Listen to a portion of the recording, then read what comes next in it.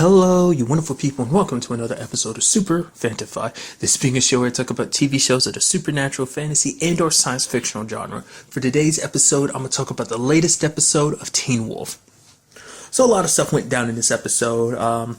It's kind of like a correction because I kind of misunderstood what was going down last episode to a certain extent, like the whole situation with Lenore and her son. I was thinking it's like, oh, her son came back because essentially for whatever weird reason, the ghostwriters decided to give her son back while taking everyone away. I thought it was like, oh, maybe some kind of, I couldn't understand why. I was like, why would they do that? Why would the whole situation with Claudia be the same way? Like, I couldn't understand it. But Lydia did a little clarifying in this episode. I was like, oh, okay, so that's what it means. That basically the reason why her son came back is because of her need for somebody. Like, she wanted to kind of, like, to handle the kind of pain and distress it put her through, seeing everyone disappear, just the mental state it puts you in, like, to kind of like to get rid of that disbelief in her head. She held on to something, and that thing she held on to was her son, just so she wouldn't have to be alone to kind of deal with it. So, because when it came to that situation, even last episode, you gotta remember the fact is that she kept referring to it as they just left. Not the fact is they were taken away, that they left. So it's her way of being like, no, that didn't happen, just because she just couldn't handle it. But it seems like she was able to bring her son back because of that emotional need for him. I guess, like, I thought, it was because, I guess it coincides with the fact is that she's a banshee, so that helped. But that's why I'm kind of like, I don't get how Stiles did it. Like, I don't know. I guess because in some shape or form he needed to fill that void inside of his life, like that great void. The years of love he had for his son needed to be filled. So Claudia kind of came back, because I was literally thinking it in the back of my head this entire time. It's like, especially because Stiles found the room in this episode, right? And then you have Claudia still doing her thing. It's like, nah, this isn't what he obviously must have been from the previous owners or whatever. It's like, no, but this is proof that we had a son. It's like, really, that we had a son that we totally forgot about? Which one is more likely? She's like, you're driving yourself crazy, hun. And then it started clicking. I was like, why is she fighting him so hard? And then I start thinking, like, well, what if she's aware of the whole situation, that she's alive now, but she was dead before? What if she's trying to manipulate him into, like, pretending like they don't have a son, because the fact is that she doesn't want to go back to being dead again? That this is actually his wife, but, like, she's kind of taken over by selfish desire because she spent this entire time dead, and now that she's back alive again, she doesn't want to die again, even if it means kind of like pretending like her son doesn't exist. Because I can't remember, like, because at the time, like, his mom died, like, Stiles was like roughly like 8 or so, wasn't it? Because it's like she relatively storyline wise kind of died about 10 years ago or something like that. So Stiles, it's not a situation where, like, because I was thinking, like, maybe it's a situation where she didn't care about him because she didn't really know him, that maybe I couldn't remember when she died. So I was like, oh, maybe she died during childbirth, but I think it was sometime later that she ended up dying. So she got attached to Stiles. She got to watch him grow up a little bit. So I was wondering about that. So now unless it's a situation of it's like their memories and stuff exist in a person, but it's not really them. It could flip either side, but I'm kind of leaning more towards that side. But it could easily just be what I mentioned before, where it's really her just afraid of dying, or whether it's just like a phantom taking on a form of her. Obviously, you have Stiles not believing it, because I'm really glad that it's like, I figure I should have known out of anyone, it'd be Lydia to figure it out, because she was the first one to be like, yo, something's wrong here. Like, everyone kind of felt it, but she was the one that kind of really, and it kind of makes sense because she was the last one to see Stiles, so that it kind of imprinted itself, on her a little bit. Her being the Banshee too doesn't know. Like I said, the whole supernatural world is like, she sees the supernatural world a lot different than anyone else because she's a Banshee. She's kind of tuned into it at a kind of different frequency than every other supernatural creature. But, Stiles like, no, this, is like, especially when she tells, because she had brought the theory up to her mom before, and it's like, if you are right, you shouldn't tell Stiles, like, because, he won't believe you. He kind of basically has to find out on his own. You don't want to be the one that tells him. But Lydia told him, because he was like, I'm willing to listen now. But then he was quickly like, no. You're crazy. My wife is flesh and blood. She's not that whole situation you dealt with in Canaan. You're just standing before me as just a disturbed girl. Because he's asking, it's like, why do you care so much about him? It's like, because you love him. He's your son. Like, that's why I'm doing this, because I care about him, but also because he cares about, you care about him. Because when you think about it, like, Stiles is all he ever had for a lot of a lot of his life because he didn't have Claudia around. So Stiles is all he had. So it's like he spent all those years just loving him and always being protective of his son. So it's like, you know, she's saying basically she's doing it for his sake. And basically Lydia was kind of like, she kept seeing like remnants of stuff from Stiles' room, like his bed and the board where he kind of worked all the stuff out when he was trying to get clues. And then finally, last thing she saw was his jersey and his helmet, and she sniffs it, and she's like, "Can't you see it?" He's like, "He can't see it," and she's like, she tosses him the jersey, and he grabs it and looks at it so he can finally see it. So it's starting to break. So, like I said, I'm very curious to see what the whole Claudia situation is. Like, obviously, we're getting it a little explained, but I feel like there's a lot more to it than that. I mean, because I kept thinking, like, maybe it was something specifically she did to him, but it seems like a combination of, like, she's kind of done something to him to make him realize, like, oh, no, that she's real. Because the thing is, there's more to it than this. Because with Lenore's situation, she only had her and herself and her son. There was no one else in the town, but in Beacon Hills, it's like everyone else in town remembers her, so it's not a situation of like, oh, people remember her dying. It's like, oh yeah, because they didn't even think about, like, realize her illness thing came up until Melissa and them start looking to her medical report. It's like, huh, wow, she was sick like that? It's a miracle that she's alive. Like, that was kind of wiped from their head, so it's like all they had was the memory of her being around and alive this entire time. So it makes you wonder, there's definitely got to be something more to that angle. We also got introduced to Theo's situation where, like, Kira sent him last season. It seems like a very Prometheus situation, you know, because I was like, who was it in Greek mythology? And it clicked right, I said Prometheus, because that came up in something else I was watching recently or whatever. But essentially, Prometheus got punished for giving fire to humans, and the gods punished him by basically making it so he gets his liver eaten every day by, like, what was it, like a vulture or something. It grows back, and then it gets re-eaten every day. Essentially, Theo has to go through that, except instead of a vulture, it's his sister, and instead of a liver, it's his heart. Mainly because, I mean, really not even his heart, because it is actually his sister's heart. So, kind of reliving that pain over and over again is kind of his punishment, what he's had to go through.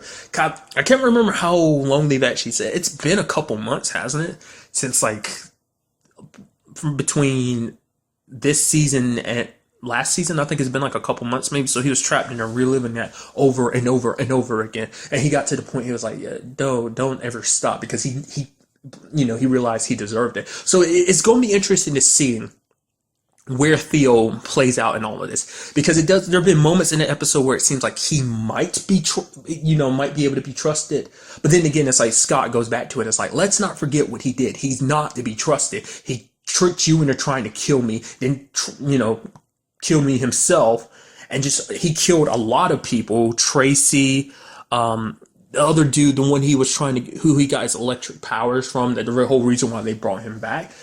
It's like all that, and it's like if he had the chance, he would have killed Hayden too. It's like you cannot trust him. And then, like, for Liam, he's like, we don't have any other choice. It's like, you want Stiles back, and it's like, because, like, that's what Scott's doing. I was just like, I need to save everyone, sure, but it's like, I need Stiles. It's like, that's his best friend, that's his brother, dude. He needs him back. He doesn't 100% remember why and exactly know why, but he knows he needs Stiles, and it's like.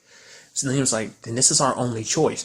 Which Malia's super not happy with, because she's kind of like, hey, no, we got to find a different way, because she wants to seriously kill Theo. But, Scott and them are just kind of like, no, you can't. And she's just like, fine, I'll find a different way, which I'll get to in a second. But going back to it, it's like, Theo seems like he had not necessarily changed, but there was that moment he helped out Scott when they were trying to capture the Ghost Rider. But he helped out and everything, even kind of at the point of, like, getting himself hurt a little bit. But it's like a situation of like, hey, I mean, he could be doing it for his own benefit. It's like, oh, he could be thinking steps ahead and being like, oh yeah, this is going to help me in the long run. It's like, pretend like I'm on their side till I can get, my way. Like, they keep threatening to send him back. Like, I thought my understand, like, could be something else I misunderstood from last episode, but they can't, can they? Or maybe they can. Maybe they're under the impression that they can, but eventually they'll find out they actually can't send him back.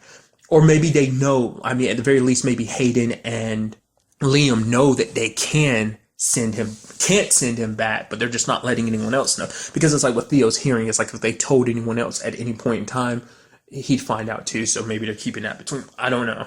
So we'll just have to kind of see. But I mean, the way they haven't brought it up does make me think maybe they're under the impression they can put him back at any time, that it's not false threat. Because I feel like if that was, he'd be able to sense it because he could be able to tell that they're lying. Not unless they're gotten really good at hiding the signs that they're lying or something like that.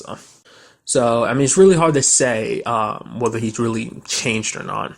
But then we get, God, just like jumping all over the place.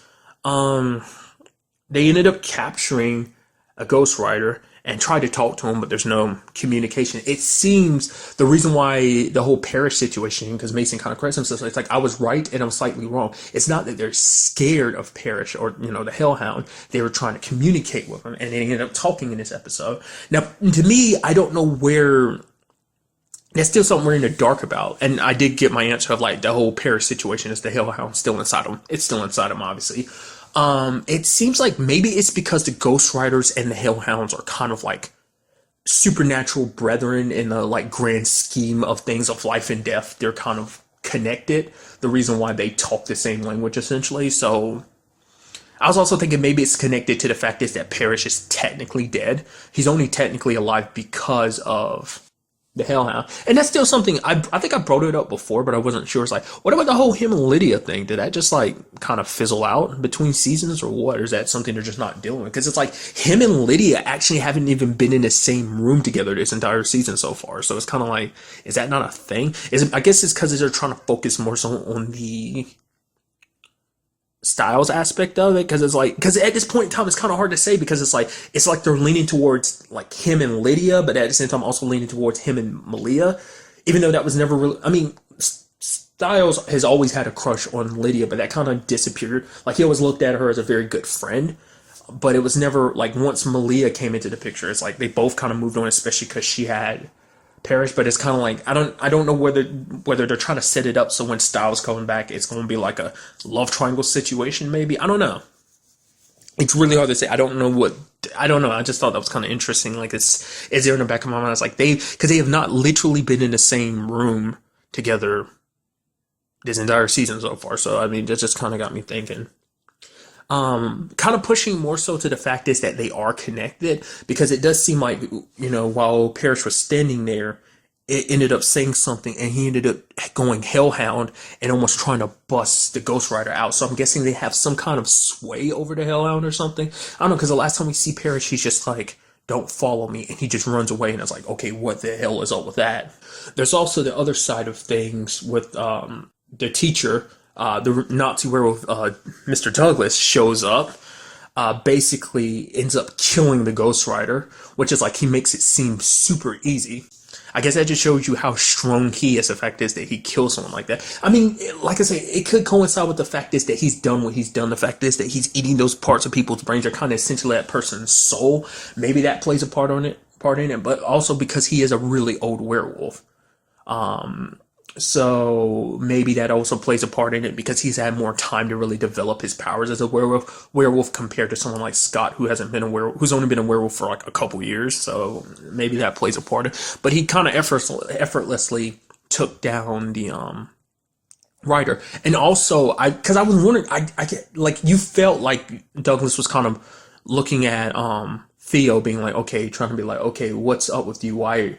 I was like trying to figure out whether Theo was going to rat him out or not. But the fact is Theo didn't. I was like, oh, maybe Theo didn't recognize him. But it's like, this episode proves like Theo recognized him the moment they met. He just didn't say anything. So once again, kind of bringing up the point of like, can Theo be trusted? I don't know.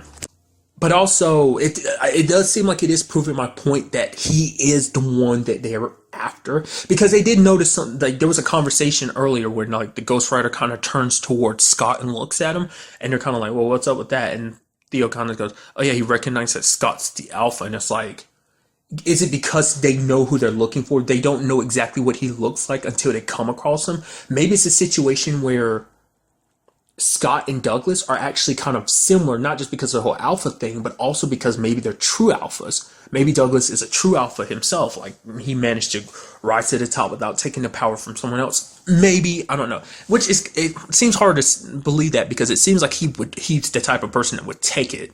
seeing as he's doing that to everyone else. But also, but the fact that going back to it, the fact is he was able to do that to a Ghost Rider too, and it did something to his eyes. We've seen yellow eyes representing a beta, red eyes obviously representing an alpha, blue eyes representing a wolf or a beta that's killed someone. But now he has greenish eyes, greenish kind of, I guess teal might be the appropriate.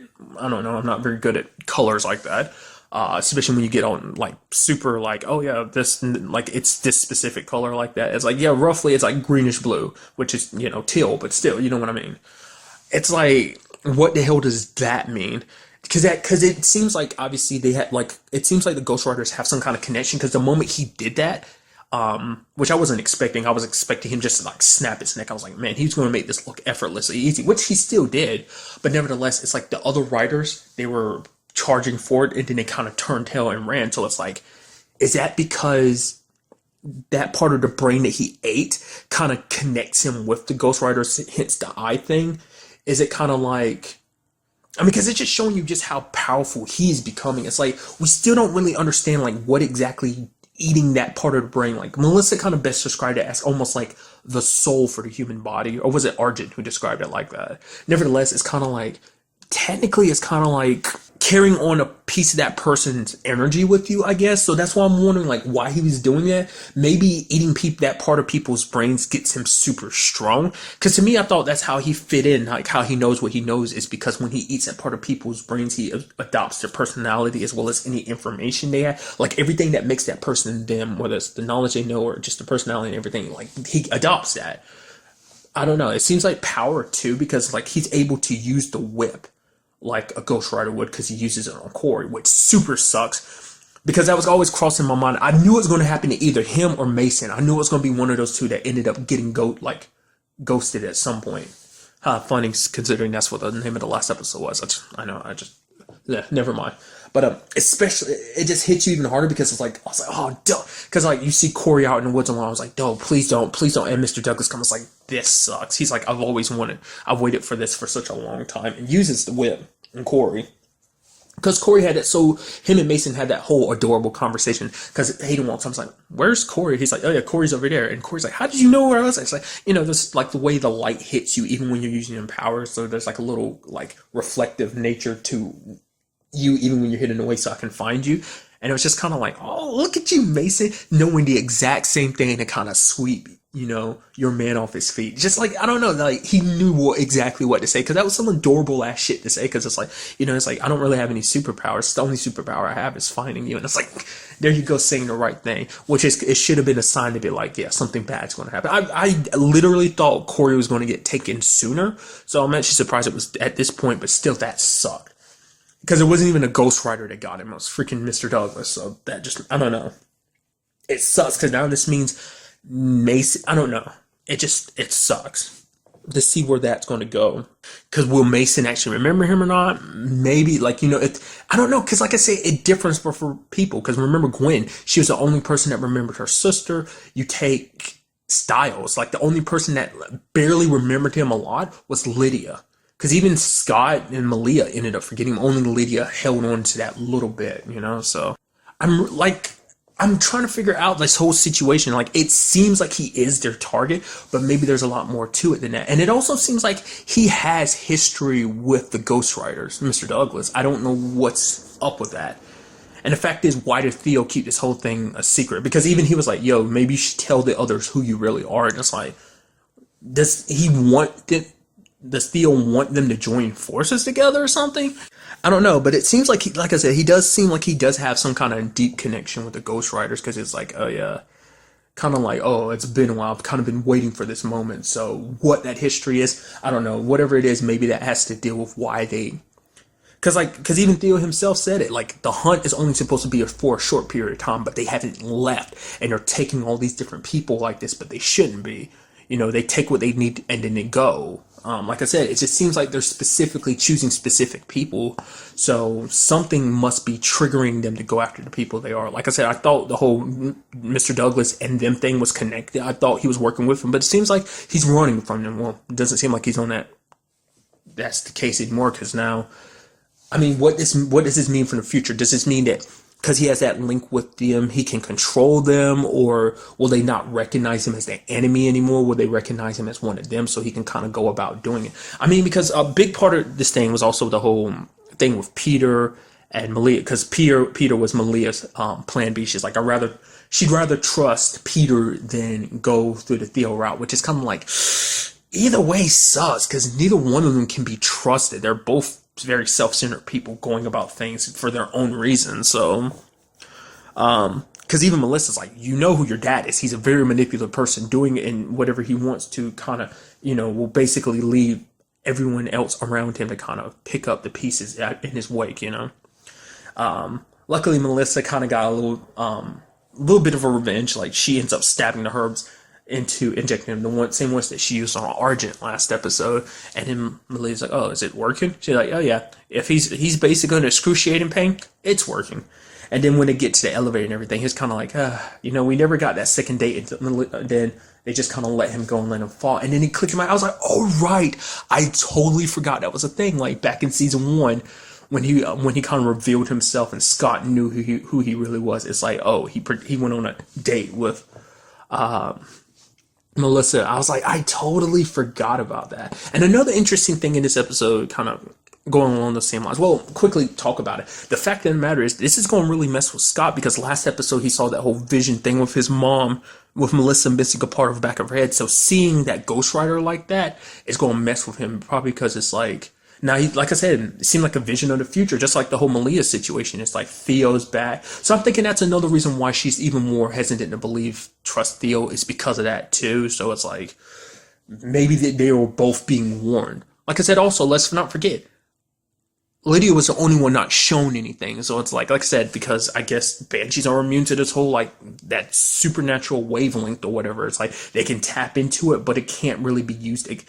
I don't think it can be used against him in a negative way or something. I mean, like I said, who's to say that was used in a negative way when he was just trying to give them a warning? But I mean, it seems like they're setting that up to be the case that, like, something happens to Melissa because of, like, that whole situation. I don't know. But the thing I was about to say is that this is the first time we've ever seen Malia and Peter actually kind of bonding. Like, we actually see it in this episode. He's like, oh, don't worry. Why are you so obsessed with helping Stiles? It's like, why are you so catered to this human? He's like, you care too much about people. Like, you should be more concerned about your own self-survival. There's no way how are you my daughter? And it's like, you almost see that caring side of him, because, like, when they met in season 4, it didn't seem like he really cared too much.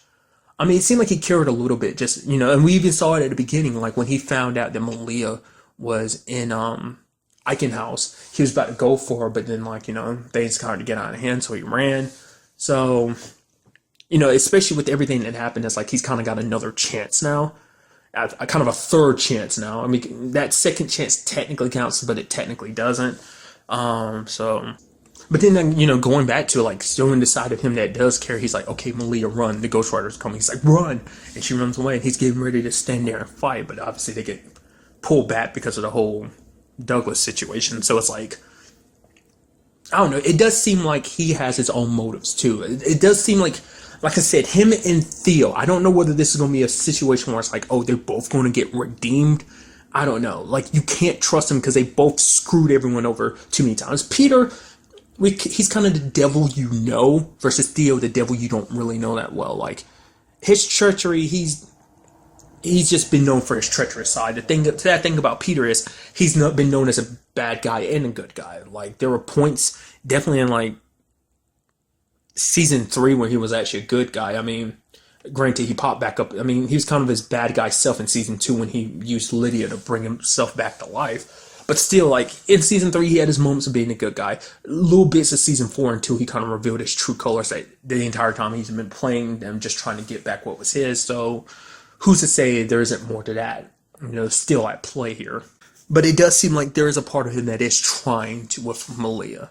Like I say, it was just kind of a little bit that we got, because I don't remember in season 4 that ever really being a thing, them really talking that much or really having many interactions. Maybe they did. I really don't remember that well.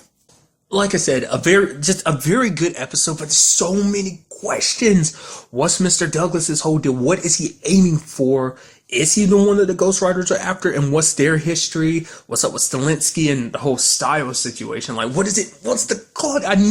I need to understand the Claudia thing a little bit more. Like, what is she? Just a phantom? Is she something more? Is she something else entirely? Is she? Because it seems like her situation is very different from Lenore's son's situation, because it's like the way he died, he had powers and stuff like that connected to him being dead, and you can still see it as part of his, like, you know, being there. So it's like, I don't know, because it's like, how is this going to like all end?